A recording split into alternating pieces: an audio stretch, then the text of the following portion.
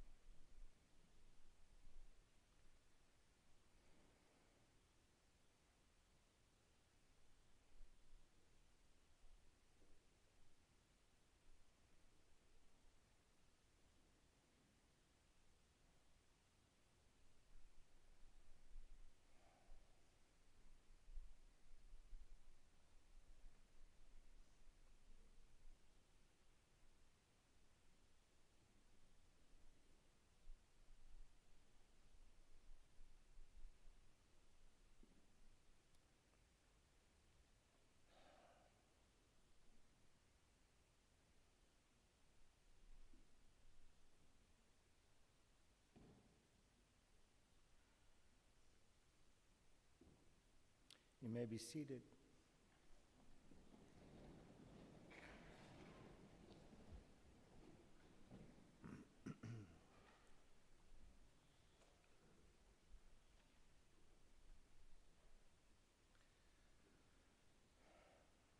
This morning we'll start with the words of Psalm 15. Not only because they are appropriate and descriptive of Rabbi Dov Kentof, but these were words that he himself read countless times.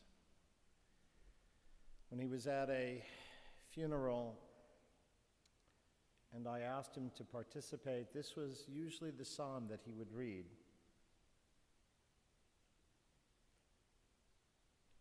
Mizmor David, the Psalm of David.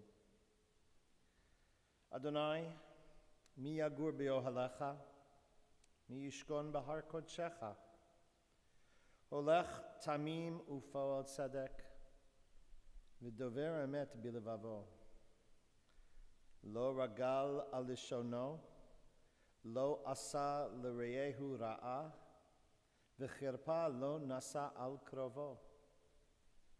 Nivzeh be'enav nim'as v'tirei Adonai yechabed, nishpa laharav lo yamir, kaspo lo natan b'neshech, v'shochad al naki lo lakach, osa'ele lo yimot leolam. Do we deserve to enter God's sanctuary? Can we merit a place in the presence of God?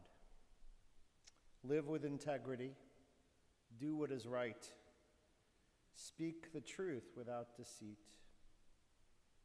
Have no slander upon your tongue, do no evil to others, do not mistreat your neighbor.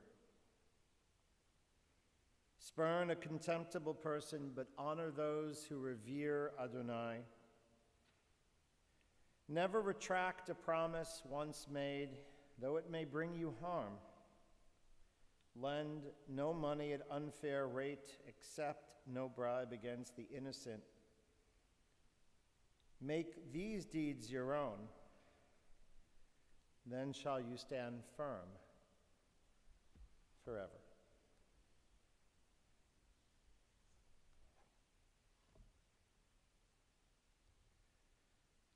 When the hour came for Rabbi Elimelech of Lishensk to depart from the world, he placed his hands upon the foreheads of his 4 disciples and gave them each a portion of his soul. To the Chozeh, the seer of Lublin, he gave the light of his eyes. To the Maggid of Koznitz, he gave his heart. To Rabbi Mendel of Prustik, he gave his mind. To the Apter Rebbe, he gave the power of his tongue. And it was then that he died on the 21st of Adar in 1786. What a way to live so that when we die, our vision in life is worth nurturing. Our kindness still nourishes, our intellect still informs, and death has not stilled the eloquence of our tongue. I'll invite you now to take a quiet moment and think about what Rabbi Kentof has given to you. As the Lishenska Rebbe, Rabbi Elimelech, once gave parts of his soul and all that he cared for, he instilled in them. Please take a moment and think for a moment a gift that Rabbi Kentof gave to you.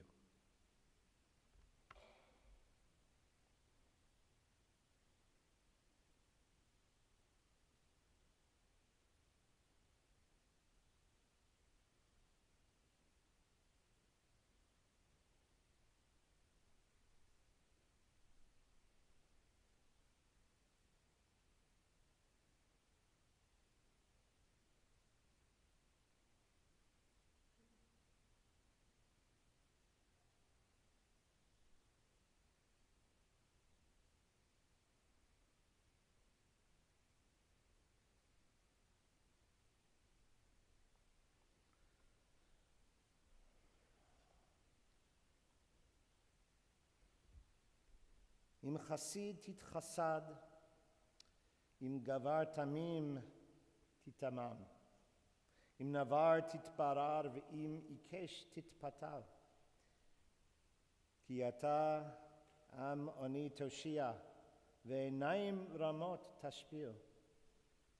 Ki ata ta'ir neri, Adonai Elohai yagia choshki, ki v'cha arutz gedud, Velohai adaleg shur.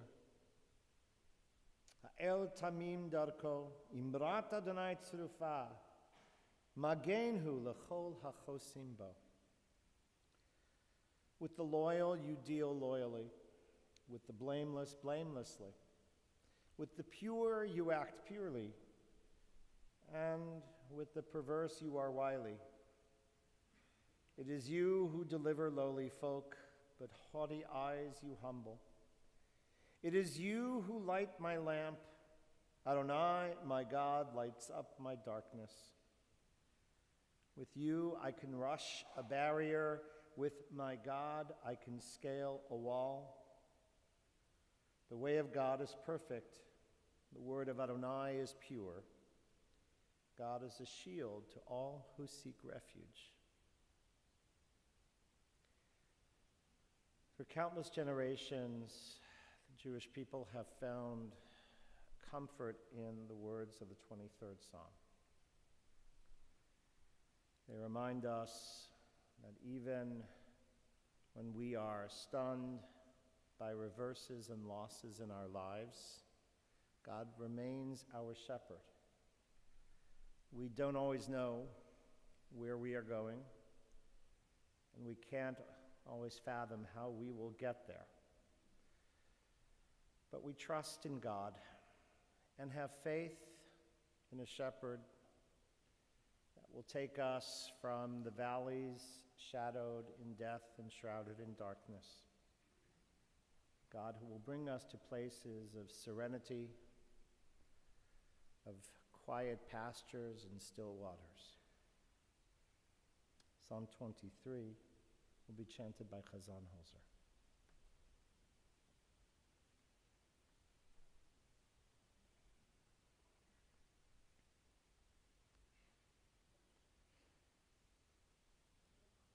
Adonai roi lo echsar binot sheyar bitzeni al mehi menochot yinaleini Nafshi yashaveh Yanacheni v'magle tzedek Yanacheni v'magle tzedek L'man shemo Kal ki elech megetz al hamavet Lo ira ki ata imadi Shivtecha mishatecha ema yenachamuni Taroch lefanai shulcha Neged et tzorerai Dishanta Mashem Roshi Ko Sirivaya Atova Cheser Yedefoni Ko Yemechayai Ko Yemechayai Vishavati Bevet Adonai Liorech Yamim. The Psalm of David. The Lord is my shepherd, I shall not want. He maketh me to lie down in green pastures. He leadeth me beside the still waters. He restoreth my soul. He guideth me in straight paths for his name's sake. Yea, though I walk through the valley of the shadow of death, I will fear no evil, for thou art with me. Thy rod and thy staff, they comfort me. Thou preparest a table before me in the presence of mine enemies. Thou anointest my head with oil, my cup overflows. Surely goodness and mercy shall follow me all the days of my life, and I shall dwell in the house of the Lord forever.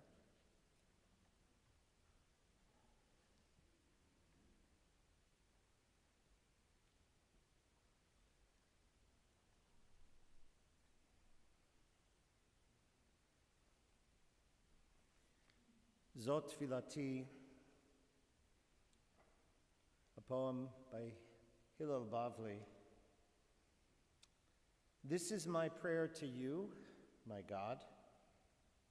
Let not my spirit wither and shrivel in its thirst for you, and lose the dew with which you sprinkled it when I was young.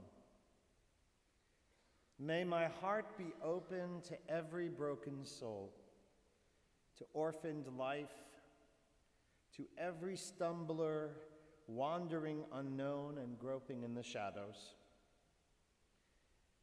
Bless my eyes, purify me to see humanity's beauty rise in the world and the glory of my people in its redeemed land, spreading its fragrance over all the earth.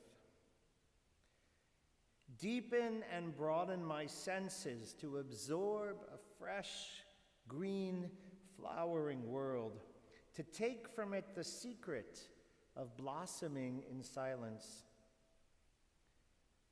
Grant strength to yield fine fruits, the very essence of my life, steeped in my very being, without expectation of reward. And when my time comes, let me slip into the night, demanding nothing, God, of humanity or of you.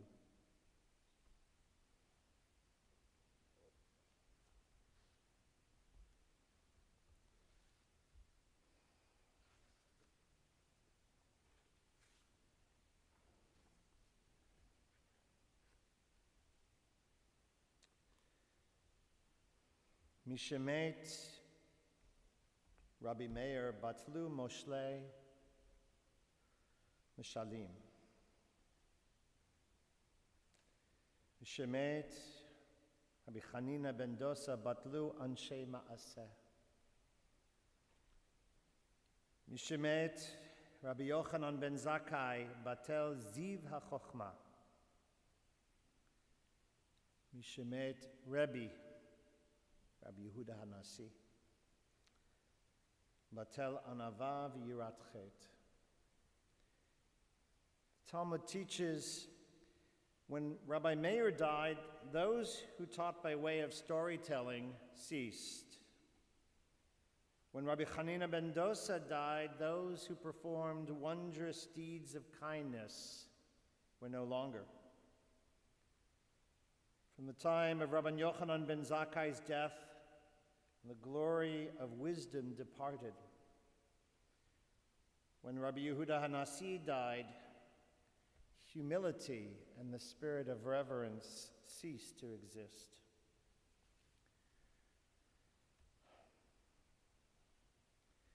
The death of the great sages of the past left gaping holes in the lives of their students.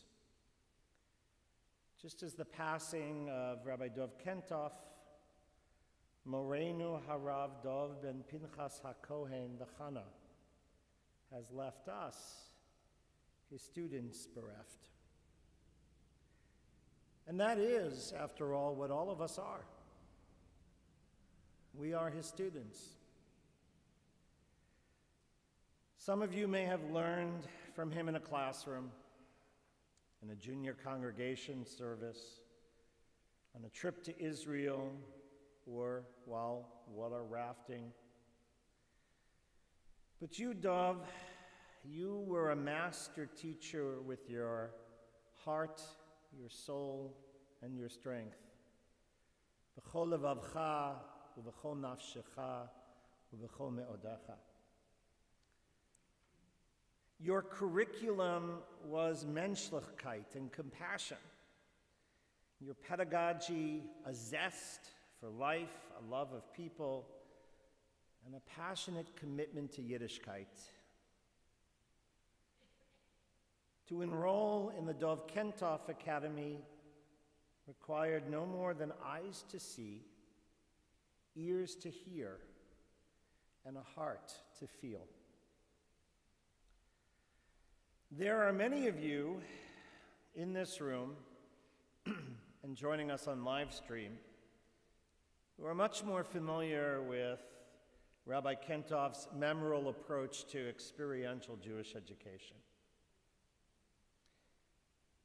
Through him, you met Moshe on Har Sinai. And I have Moshe's cloak in my dress-up box in the office, one of my dearest possessions now. Through him, you joined Noah sailing on an ark to the Jacksonville Zoo. It's amazing how much Noah looked like Dov.